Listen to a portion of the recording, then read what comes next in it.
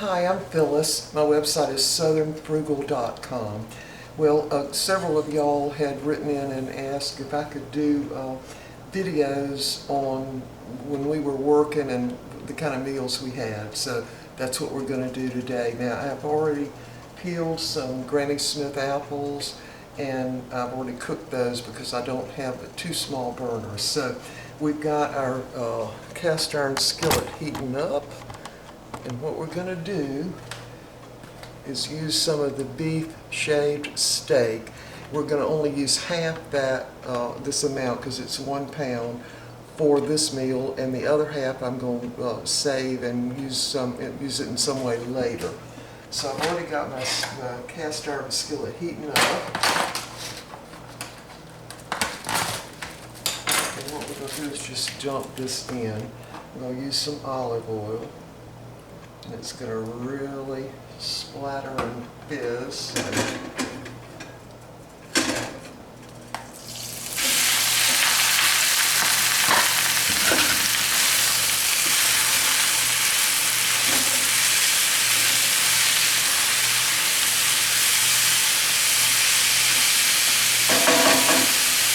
Alright, so we're going to cook this and get a good deal of brown on it.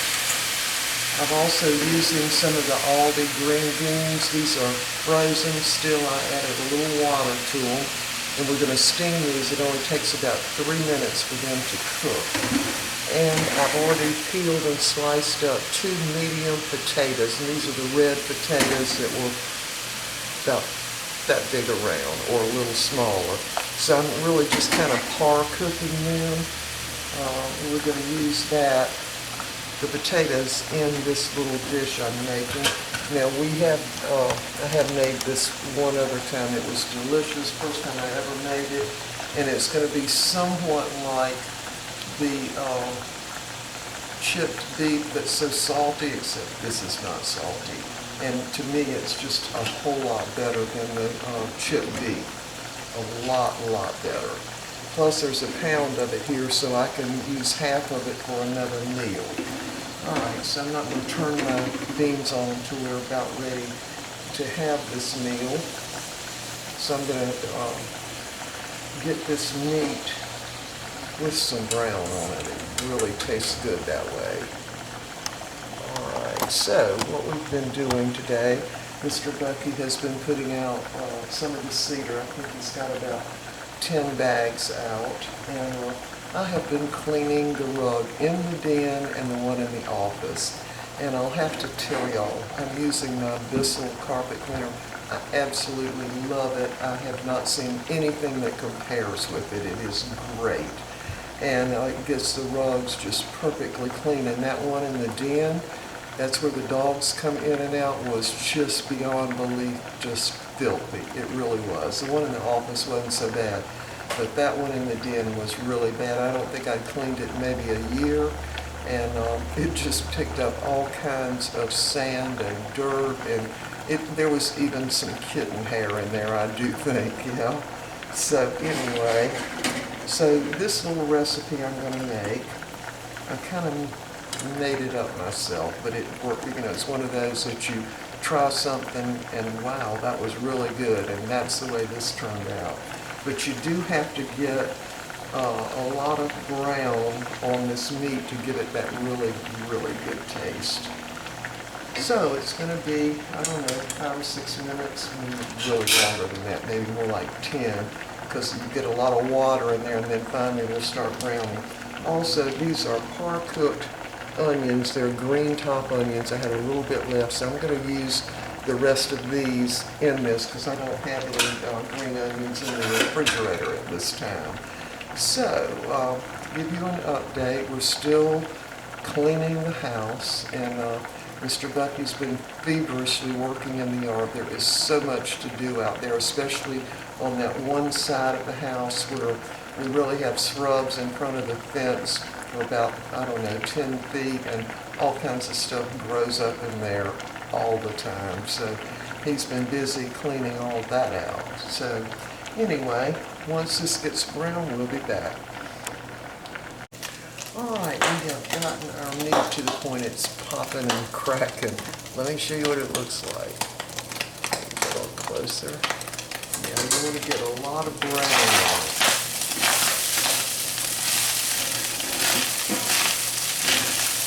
You all see the brown on that?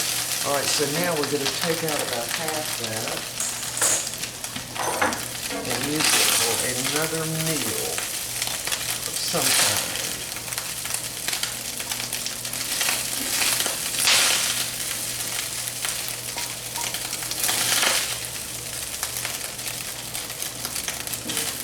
That looks like about half of it.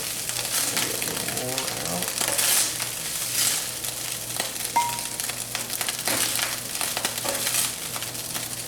Alright, so we're going to use that for another meal later.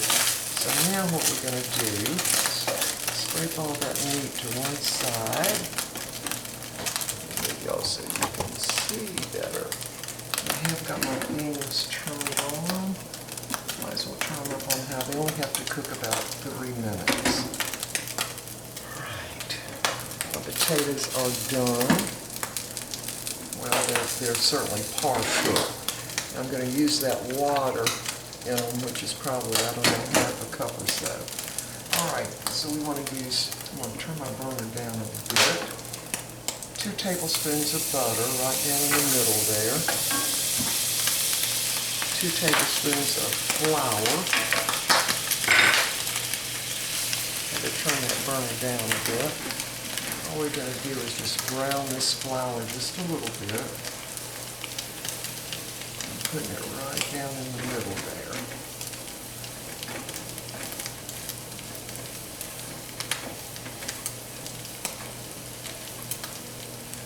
Like that. All right, we're going to need some half and half.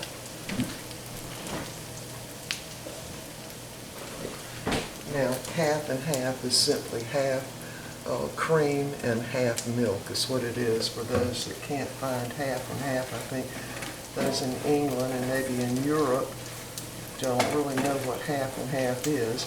Or you could use canned milk, but you would want to mix it half canned milk or evaporated milk and half water, I would think. All right, so now what we're going to do is dribble some of this over our meat, and I'm not going to say that because I always say it wrong. So we're going to just dribble maybe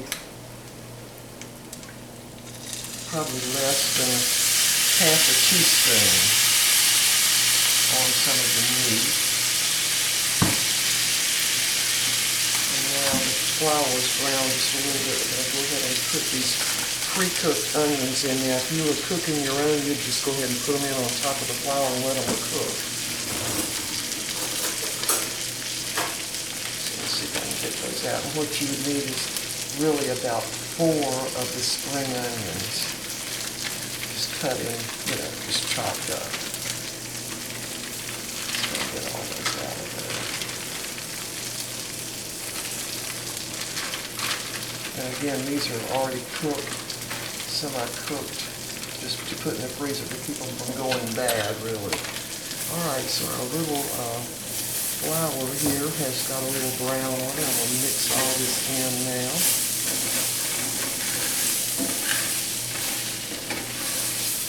Now y'all see all the brown on the meat? It really is good when you get it good and brown. All right, we're going to dump this liquid in from the potatoes. That's probably half a cup of liquid coming from the potatoes.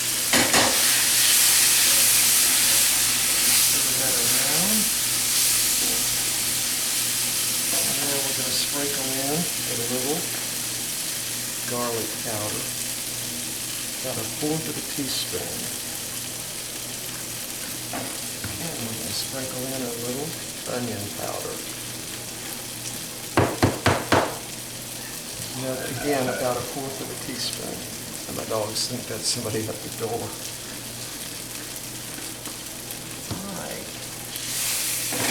Got my burner turned down to just really what's going to be a simmer.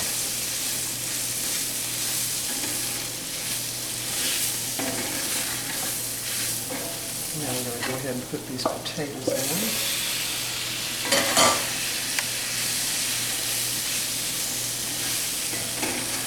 And you notice I didn't use any salt because we're using this. Okay? Alright, so now I'm going to pour some half and half in, and it's going to make a little bit of a gravy.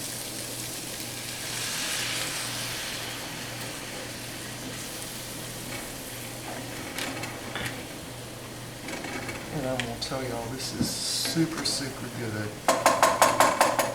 It was something I did a couple of weeks ago. I didn't know if it would work or not, and Mr. Bucky and I both just loved it. So I thought I'd better write that recipe down while I remember how I made it. So we're going to just let this simmer. I've already got my bread in the oven. We're having that Italian bread from Walmart. I get about 3 loaves and go ahead and partially freeze them and then slice them and put them back in their little cover and freeze it and then just take out what we need. Alright, so we're going to need some more half and half.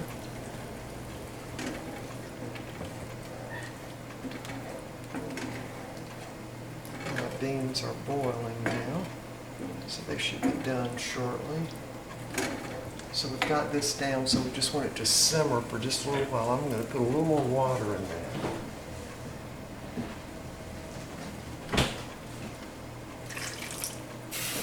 So remember, I just used 2 tablespoons of all-purpose flour and 2 tablespoons of butter right down in the middle. And if you were using the green top onions raw, you would just, once that flour begins to brown just a little bit, just dump them right on top of that and they'll cook. Alright, y'all, I'm going to let this simmer for, I don't know, 5 or 10 minutes and get our tea made. I've already made the tea, but get it in the glasses. I'm going to turn that burner on just a little bit. Now, if you use regular milk, I would be really careful because, you know, regular milk tends to curdle when you heat it up like that. This is super homogenized, that's why it doesn't curdle. Plus, it's got half cream in it. Mr. Bucky uses this for his coffee, and he's got another one in the refrigerator. But I like to use it, the half and half, for a lot of cooking. All right, y'all, let me get everything else together, and we'll be back. I wanted to come back and tell y'all now, this has got 600 milligrams of salt or sodium in 1 tablespoon. Now, I probably used, I'd say, less than half a teaspoon, and I don't need any more salt in this. It's plenty salty because of this. So the other thing is you want to add water if this gets too thick, as mine did. So, all right, y'all, we'll be back in just a minute. Let me get this on the plates. I didn't want to come back and tell you this. I'm going to actually freeze this, and this is a little Pyrex bowl with a lid, and because we don't want to have this again tomorrow. We're probably going to have chicken of some kind tomorrow. So I'm going to freeze this. That way it'll be ready if I wanted to make one of those little half pies with it. All right, we'll be back. All right, here's the meal on the plate. This is just incredibly good, y'all. And the only thing that you would probably want to do is add some black pepper to that. There are the Granny Smith apples. Of course, we've got our iced tea and those little green beans from Aldi's. They call them fine, fancy green beans. I think they come from France, actually. They cook in 2.5 to 3 minutes. And of course, we've got our Italian bread from Walmart, all buttered and ready to go. And there's about 4 ounces of meat in my serving, and 4 ounces in Mr. Bucky's, maybe a little more. Anyway, there's the meal, y'all. Quick and easy. It's almost 3 o'clock, so we're getting ready to watch Gunsmoke. All right, y'all, we will see y'all next time. Bye for now.